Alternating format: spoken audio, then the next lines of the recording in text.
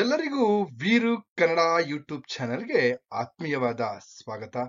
ಇವತ್ತಿನ ತರಗತಿಯಲ್ಲಿ ನಾನು 3ನೇ ಸೆಮಿಸ್ಟರ್ ಬಿಕಾಂ ವಿದ್ಯಾರ್ಥಿಗಳಿಗಾಗಿ MK ಇಂದಿರಾ ಅವರು ಬರೆದಿರ್ತಕ್ಕಂತಹ ಗಂಗಜ್ಜಿ ಅನ್ನುವಂತಹ ಕಥಾಭಾಗದ ಬಗ್ಗೆ ವಿವರಣೆಯನ್ನ ನೀಡ್ತಾ ಇದ್ದೇನೆ. ಹಾಗೇನೆ ಕೆಲವೊಂದು ವಿಚಾರಗಳ ಬಗ್ಗೆ ಚರ್ಚೆಯನ್ನು ಕೂಡ ಇವತ್ತಿನ ತರಗತಿಯಲ್ಲಿ ಇರುತ್ತೆ.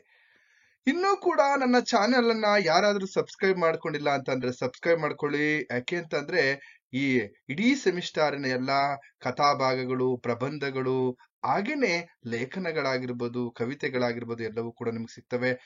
ಹಾಗೇನೆ 1ನೇ ಸೆಮಿಸ್ಟರ್ ವಿದ್ಯಾರ್ಥಿಗಳು ಯಾರಾದ್ರೂ ಕೂಡ ನಿಮ್ಗೆ ಗೊತ್ತಿದ್ರೆ ಅವ್ರಿಗೆ ನನ್ನ ಚಾನೆಲ್ ಲಿಂಕ್ ಅನ್ನ ಕಳಿಸಿ ಅಂತ ಹೇಳ್ತಾ ಈಗ ಕಥಾಭಾಗವನ್ನ ಪ್ರಾರಂಭ ಮಾಡೋಣ.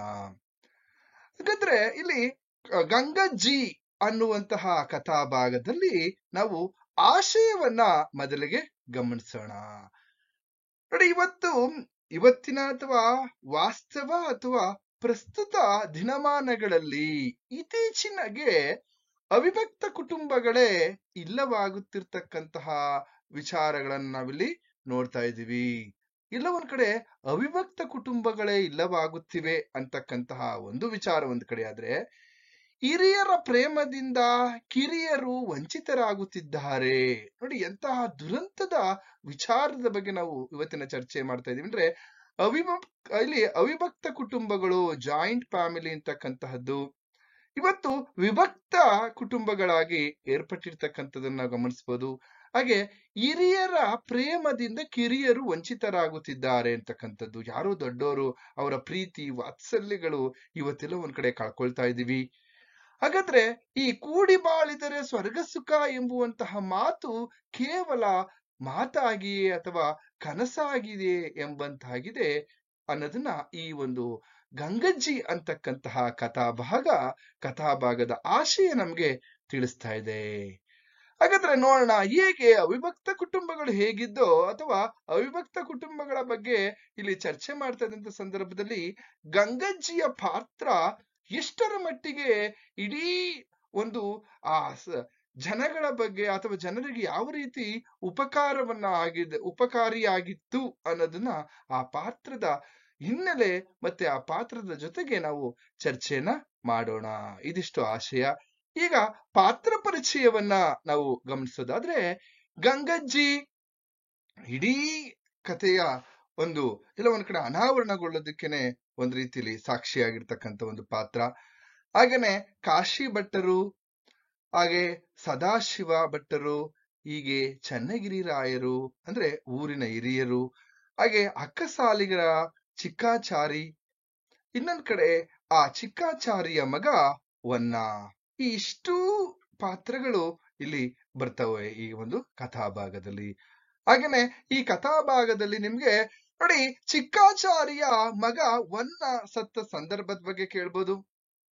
ಹಾಗೇನೆ ಗಂಗಜ್ಜಿಯ ಬಗ್ಗೆ ನಿಮ್ಗೆ ಪ್ರಶ್ನೆಗಳನ್ನ ಕೇಳ್ಬೋದು. ಎರಡು ಇಲ್ಲಿ ಏನಪ್ಪಾ ಅಂತಂದ್ರೆ ಕೇಳ್ಬೋದು. ಹಾಗಾಗಿ ನಾವೇನ್ ಮಾಡ್ತಾ ಇದೀವಪ್ಪ ಅಂದ್ರೆ, ಈ ಒಂದು ಕಥಾಭಾಗದ ಬಗ್ಗೆ ನಿಮ್ಗೆ ಪರೀಕ್ಷೆಯಲ್ಲಿ 10 ಅಂಕಗಳಿಗೆ ಇಲ್ಲಿ ಈ ಒಂದು ಕಥಾಭಾಗದಿಂದ ಪ್ರಶ್ನೆಗಳು ಬರುವ ಸಾಧ್ಯತೆಗಳಿವೆ. ಅದರಿಂದ ನೀವು ಒಂದ್ ರೀತಿ ವಿಚಾರಗಳನ್ನ ಚೆನ್ನಾಗೆ ತಿಳ್ಕೊಬೇಕು ಅಂತಕ್ಕಂಥದ್ದು. ಯಾಕೆಂದ್ರೆ ಯಾವ ರೀತಿ ಬರೀಬೇಕು ಏನು ಅನ್ನೋದನ್ನು ಕೂಡ ನಾನು ಮುಂದೆ ಹೇಳ್ತಾ ಹೋಗ್ತೀನಿ. ಹಾಗಾದ್ರೆ ಇವತ್ತಿನ ತರಗತಿಯಲ್ಲಿ ನಾವು 10 ಅಂಕದ ಪ್ರಶ್ನೆಗೆ ಇಲ್ಲಿ ನೇರವಾಗಿ ಉತ್ತರಗಳನ್ನ ಕಲಿತಾ ಇರ್ತೀವಿ, ಹಾಗೇನೆ ತಿಳ್ಕೊಳ್ತೀವಿ ಅಂತಕ್ಕಂಥದ್ದು. ಗಂಗಜ್ಜಿಯಲ್ಲಿ ಯಾವ ಯಾವ ವಿಚಾರಗಳು ಅಡಕವಾಗಿವೆ ಅಂತಕ್ಕಂಥದ್ದನ್ನ ಈ ಕಥಾಭಾಗದಲ್ಲಿ ನೋಡೋಣ. ಮೊದಲಿಗೆ ಕಥಾ ಪ್ರವೇಶವನ್ನ ನಾವು ಗಮನಿಸಿದಂತ ಸಂದರ್ಭದಲ್ಲಿ ಒಂದು ಹಳೆಯ ಕಾಲದ ಈಶ್ವರನ ದೇವಸ್ಥಾನ ಇದೆ. ಆ ಹಳೆ ಕಾಲದ ಈಶ್ವರನ ದೇವಸ್ಥಾನದ ಒಳ ಆವರಣದೊಳಗೆ ಒಂದು ಅರ್ಚಕರ ಮನೆ ಇದೆ. ನೋಡಿ, ಕಥೆ ಈಗ ಪ್ರಾರಂಭ ಆಗ್ತದೆ. ಒಂದು ಅರ್ಚಕರ ಮನೆ ಇದೆ, ಅಥವಾ ಗಂಗಜ್ಜಿಯ ಕುಟುಂಬ ಇದೆಯಲ್ಲ, ಇದು ಅರ್ಚಕ ಕುಟುಂಬ ಅಂತಕ್ಕಂಥದ್ದು. ಅಂದ್ರೆ ದೇವಸ್ಥಾನಕ್ಕೆ ಪೂಜೆಯನ್ನ ಮಾಡುವಂತಹ ಪೂಜಾರಿಗಳ ಅಥವಾ ಅರ್ಚಕರ ಒಂದು ಕುಟುಂಬ ಯಾರ್ದಪ್ಪ ಅಂದ್ರೆ ಗಂಗಜ್ಜಿ. ಹಾಗೇನೆ ಗಂಗಜ್ಜಿಯ ಗಂಡನು ಕೂಡ ಇಲ್ಲಿ ದೇವರಿಗೆ ಪೂಜೆ ಮಾಡ್ತಾ ಇರುವಂತಕ್ಕಂಥದ್ದನ್ನು ನಾವು ನೋಡ್ತಾ ಹೋಗ್ತೀವಿ. ಹಾಗಾದ್ರೆ ಈ ಗಂಗಜ್ಜಿ ಪ್ರತಿನಿತ್ಯ ಯಾವ ಕೆಲಸವನ್ನ ಮಾಡ್ತಾ ಇದ್ರು ಅನ್ನೋದನ್ನ ನೋಡೋದಾದ್ರೆ, ಅಲ್ಲಿ ಆ ಒಂದು ದೇವಸ್ಥಾನ ಹಾಗೇನೆ ಒಂದ್ 2-3 ಮನೆಗಳು ಆ ದೇವಸ್ಥಾನದ ಆವರಣದೊಳಗಡೆ ಇದ್ದು, ಹಳೆ ಕಾಲದ ನಾಡ ಹಂಚಿನ ಮನೆಗಳು ಆ ದೇವಸ್ಥಾನದ ಆವರಣದಲ್ಲಿ ಇರ್ತವೆ.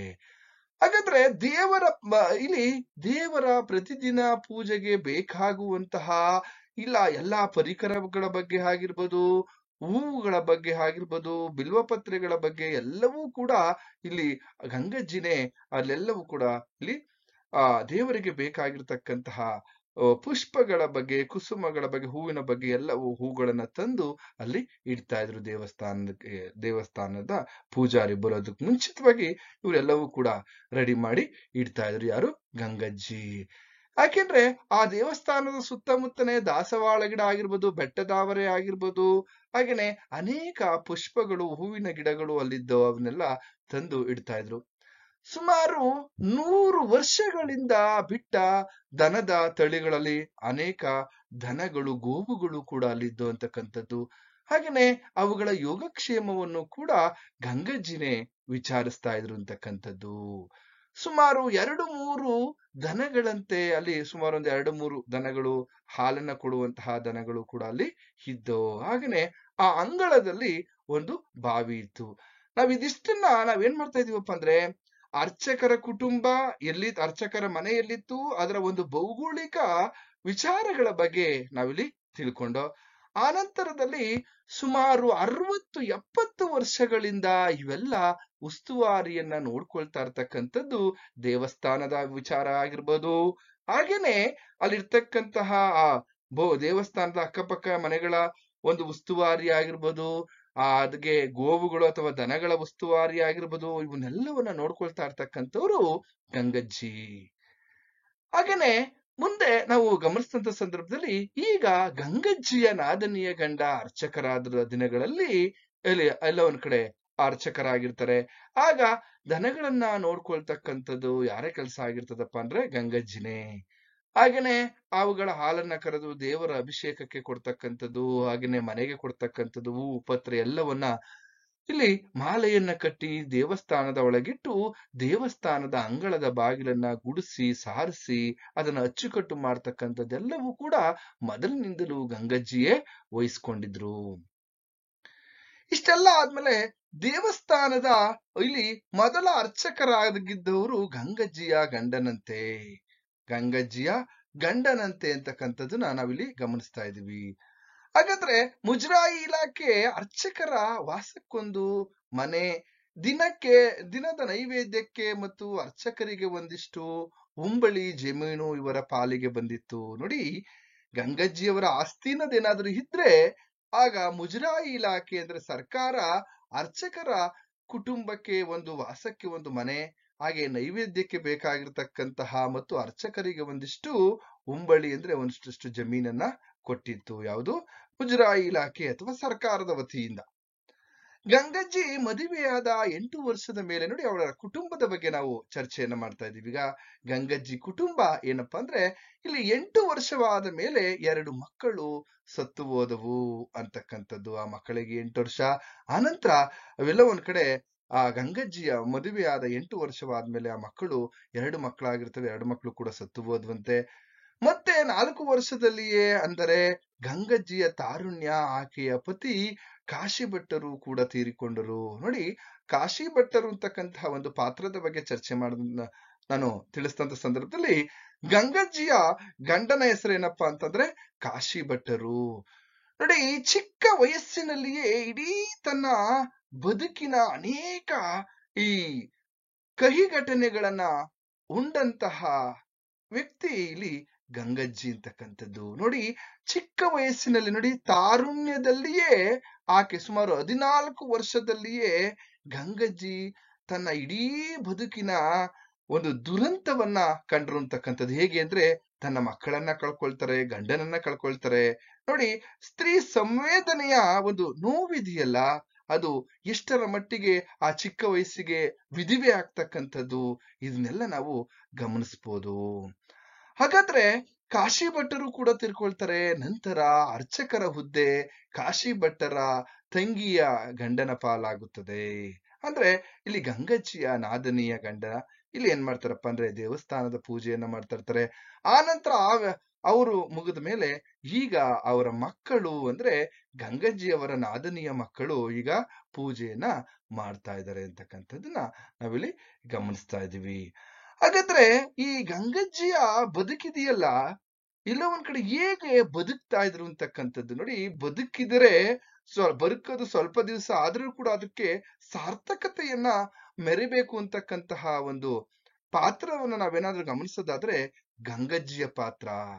ಪರೋಪಕಾರ ಅಂದ್ರೆ ಬೇರೆಯವರಿಗೆ ಉಪಕಾರ ಮಾಡೋದೇ ಬದುಕು ಅಥವಾ ಜೀವನ ಅನ್ನೋದನ್ನ ಇಲ್ಲಿ ಕಂಡ್ಕೊಂಡಂತಹ, ಅಥವಾ ಬೇರೆಯವರಿಗೆ ಉಪಕಾರ ಮಾಡುವುದೇ ನನಗೆಲ್ಲೋ ಒಂದ್ ಕಡೆ ಸಂತೋಷವನ್ನ ಕೊಡುತ್ತೆ, ಮನಸ್ಸಿಗೆ ನೆಮ್ಮದಿಯನ್ನ ನೀಡುತ್ತೆ ಅಂತಕ್ಕಂಥದ್ದನ್ನ ಇಲ್ಲಿ ಗಂಗಜ್ಜಿಯ ಪಾತ್ರದಲ್ಲಿ ಗಮನಿಸ್ಬೋದು. ನೋಡಿ, ಅಜ್ಜಿ ಕೇವಲ ಅವ್ರು ಏನ್ ಮಾಡ್ತಾ ಇದ್ರಪ್ಪ ಅಂದ್ರೆ ಆ ಮಧ್ಯಾಹ್ನ ಒಪ್ಪತ್ತಿಗೆ ಎಲ್ಲ ಒಂದ್ ಕಡೆ ಬಂದು ಇಲ್ಲಿ ಎಲ್ಲ ಒಂದ್ ಕಡೆ ಅನ್ನವನ್ನ ಮಾಡ್ಕೊಂಡು ಅದಕ್ಕೆ ಇಲ್ಲ ಗೊಜ್ಜೋ ಅಥವಾ ಯಾವುದೋ ಸಾರೋ ಮಾಡಿದ ಪಾತ್ರೆನ ತೊಳೆದಿಟ್ಟು, ಆದರೆ ಹೊಟ್ಟೆಪಾಡು ಮುಗಿಯಿತು. ದೇವಸ್ಥಾನದ ಆವರಣದೊಳಗೆ ಯಾವುದೇ ರೀತಿಯಾದಂತಹ ಒಂದು ಹಣ್ಣನ್ನು ಕೂಡ ಆ ಮುದುಕಿ ಬಾಯಿಗೆ ಹಾಕ್ತಿರ್ಲಿಲ್ಲ. ಅಷ್ಟು ಪ್ರಾಮಾಣಿಕತೆ. ನೋಡಿ, ಒಂದು ಹೊತ್ತು ಮಾತ್ರ ಊಟವನ್ನ ಮಾಡ್ತಾ ಇದ್ರು ಅಂತಕ್ಕಂಥದ್ದು ಕೂಡ. ಊಟದಲ್ಲೂ ಕೂಡ ಆ ಗಂಗಜ್ಜಿಯ ನಿಯಮ ನಾವಿಲ್ಲಿ ಗಮನಿಸ್ತಾ ಇದೀವಿ.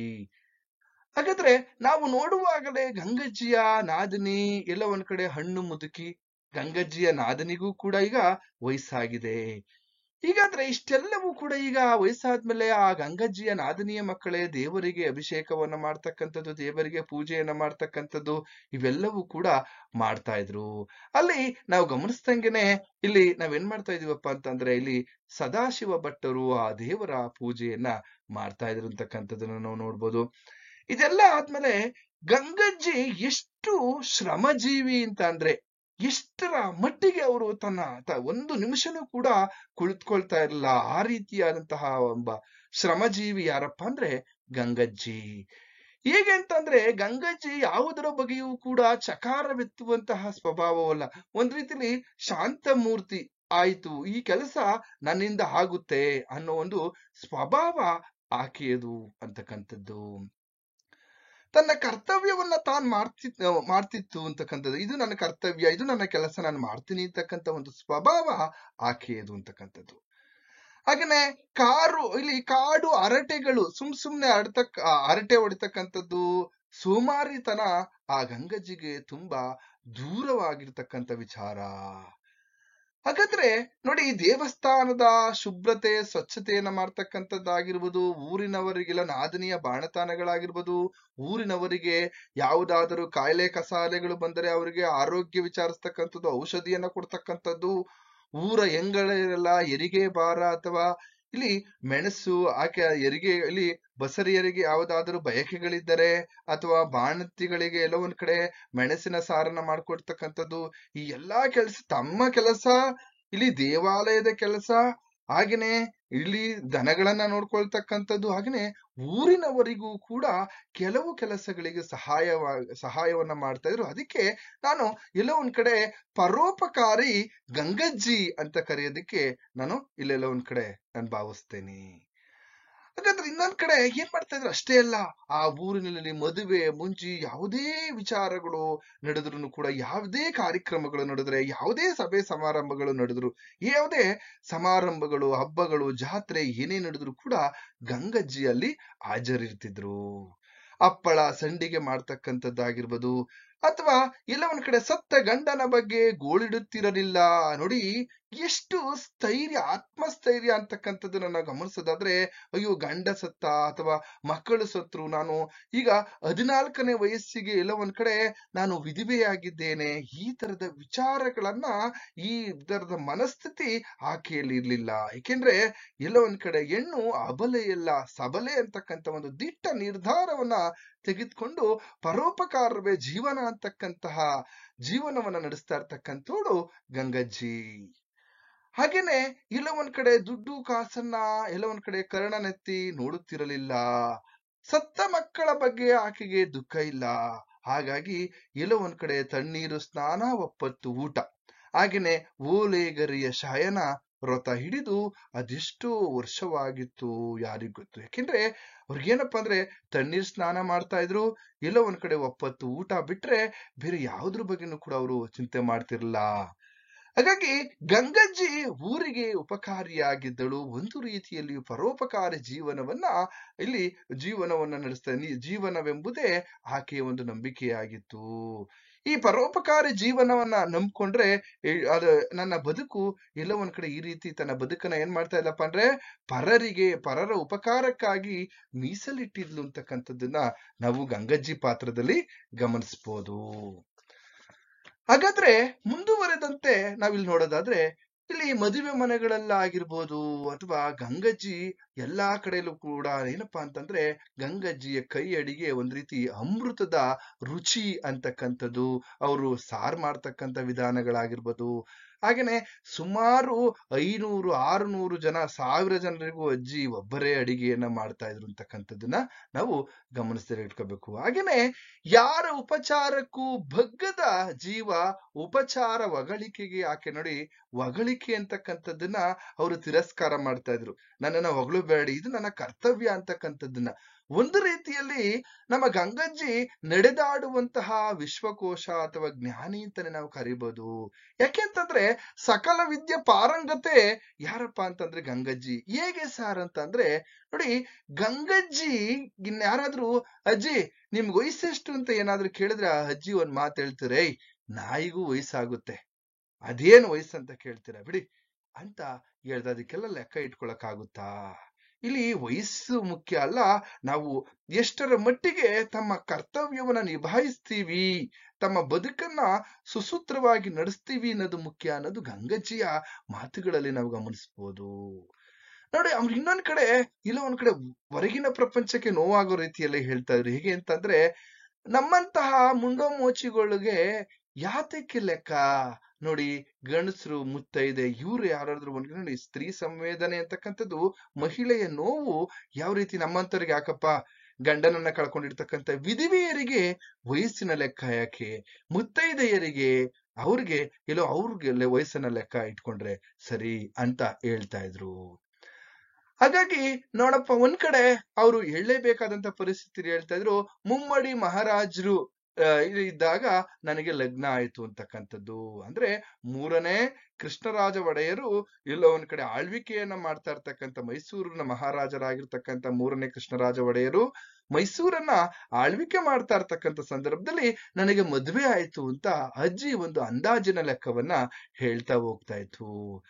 ಹಾಗಾದ್ರೆ ಅಜ್ಜಿಗೆ ಎಲ್ಲೋ ಒಂದ್ ಕಡೆ ಆ ಗಂಗಜ್ಜಿ ಒಗಟು ಹೇಳ್ತಾ ಇತ್ತು, ಗಾದೆ. ಅದಕ್ಕೆ ನಾನು ಹೇಳ್ತಾ ಇದ್ದೀನಿ ನೋಡಿ, ಸಕಲ ವಿದ್ಯೆ ಪಾರಂಗತೆ ಅಥವಾ ನಡೆದಾಡುವ ವಿಶ್ವಕೋಶ ಅಂತಾನೆ ಅವ್ರನ್ನ ಯಾಕೆ ಕರಿತೀವಿ ಅಂದ್ರೆ, ಒಗಟಿನ ಬಗ್ಗೆ ಗಾದೆಗಳು, ಕಥೆಗಳು, ಬೃಹತ್ ಭಂಡಾರವೇ ಗಂಗಜ್ಜಿಯ ತಲೆ ಒಳಗಡೆ ಇತ್ತು ಅಂತಕ್ಕಂಥದ್ದು.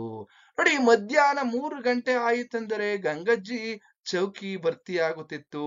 ಆ ಚಿಕ್ಕ ಕೊಠಡಿ, ಆ ಮನೆಯ ಮುಂಭಾಗದಲ್ಲೇನೆ ಹಪ್ಪಳ ಒತ್ತುವವರಾಗಿರ್ಬೋದು, ಸಾವಿಗೆ ತೆಗೆಯುವವರಾಗಿರ್ಬೋದು, ಹೀಗೆ ಎಲ್ಲರೂ ಕೂಡ ಬಂದು ಅಲ್ಲಿ ದೇವಸ್ಥಾನದ ಪೌಳಿಯಲ್ಲಿ ಸೇರ್ತಾ ಇದ್ರು.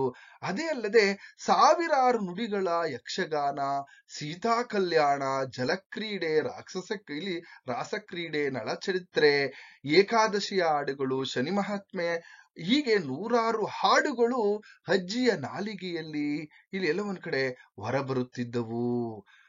ಇಲ್ಲಿ ಅಜ್ಜಿಗೆ ಎಲ್ಲ ಒಂದ್ ಕಡೆ ಮುಂದಿನ ಇಲ್ಲಿ ಹಲ್ಲುಗಳು ಬಿದ್ದು ಹೋಗಿದ್ದರೂ ಕೂಡ, ಆದರೂ ಕೂಡ ಗಂಗಜ್ಜಿಯ ಕಂಠ ಕಂಚಿನದು ಅಂತಕ್ಕಂಥದ್ದನ್ನ ನಾವು ಗಮನಿಸ್ಬೋದು. ಅದಕ್ಕೆ ನಾನೆಲ್ಲೋ ಒಂದ್ ಕಡೆ ಇಲ್ಲಿ ಗಂಗಜ್ಜಿಯನ್ನ ಏನಂತ ಕರಿತಾ ಇದ್ದೇನಪ್ಪ ಅಂದ್ರೆ, ನಡೆದಾಡುವ ವಿಶ್ವಕೋಶ ಅಥವಾ ಜ್ಞಾನಿ ಅಂತಕ್ಕಂಥದ್ದು. ಯಾಕೆಂದ್ರೆ ಅಷ್ಟು ಭಂಡಾರ ಅನೇಕ ವಿಚಾರಗಳ ಬಗ್ಗೆ ಅವರು ತಿಳ್ಕೊಂಡಿದ್ರು ಅಂತಕ್ಕಂಥದ್ದು. ಒಂದ್ ಕಡೆ ಇಲ್ಲಿ ನಾವು ಇವ್ರನ್ನ ಗಮನಿಸಿದಂತ ಸಂದರ್ಭದಲ್ಲಿ ಅವ್ರಿಗೆ ಅಷ್ಟು ವಯಸ್ಸಾಗಿದೆ ಗಂಗಜ್ಜಿಗೆ, ಆದ್ರೂ ಕೂಡ ಅವರು ಸ್ವಲ್ಪ ಬಾಗಿದ ಬೆನ್ನು. ಹೇಗಿದ್ದಾರೆ ಗಂಗಜ್ಜಿ ಅಂತ ನಾವು ಗಮನಿಸೋದಾದ್ರೆ, ಹಳೆಯ ಬಟ್ಟೆಯಂತೆ ಸುಕ್ಕುಗಟ್ಟಿದ ಚರ್ಮ, ಹಾಗೇನೆ ಇಲ್ಲಿ ಕಡ್ಡಿಯಂತೆ ಕೈಕಾಲುಗಳು, ಸಣ್ಣ ಕಡ್ಡಿಯಂತೆ ಕೈಕಾಲುಗಳಿವೆ. ಹಾಗೇನೆ ಬಾಗಿದ ಬೆನ್ನು ಗಂಗಜ್ಜಿಯ ಆಕಾರದ ಬಗ್ಗೆ ನಾವಿಲ್ಲಿ ಗಮನಿಸ್ತಾ ಇದ್ದೀವಿ.